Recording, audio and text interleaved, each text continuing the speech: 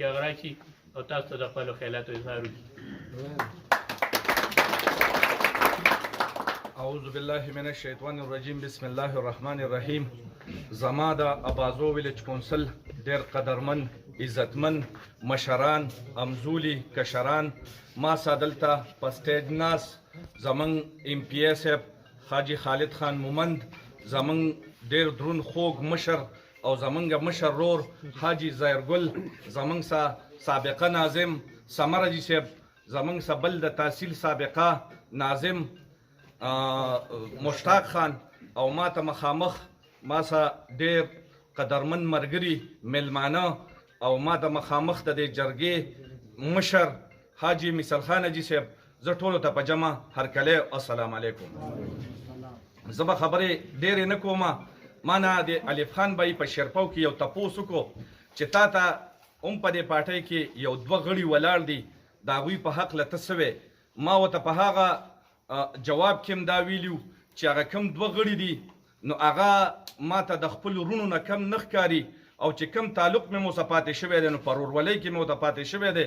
او دا یو خو پکې داسې دی چې دا ما ته د خپل رور نم ګرانو چې کومه موقع راغلې او کومه سخته په هغه راغلې ده نو هغه مخامخ ولاړ دی. الحمدلله زه به سهار په شپږ او په اووه بجې داسې ټایم و چې خپل پلار رور له نیمه راپاڅېدلی خو دا قسم درته کولی شم چې زاهدګل له زه راپاڅېدلی یم او چې کومه سخته په ده راغلې ده او هغه ما لیدلې ده نو دا هم زه تاسو ته قسم خوړی شم ما د هغه په سخته جړلي هم دي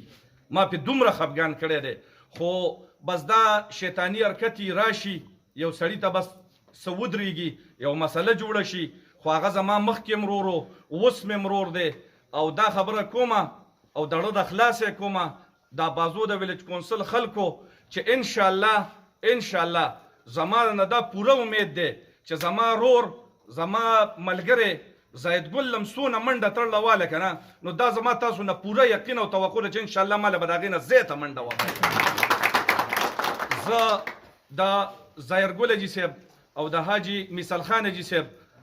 ما څه داسې الفاظ نشته چې زه د هغوی شکریه ادا کړم او زه تاسو ته په هغه الفاظو کې ووایم خو الله تعالی دې دوی قدرمن کړي الله تعالی دې دوی خوشحاله لري او د ده احسان نه به ټول عمر زه خلاص نه شم خو الله دې دوی خوشحاله او آباد او قدرمن لري. مهرباني جي زمونږ مشر ناست دی به تاسو څه خبرې باقي وکړي.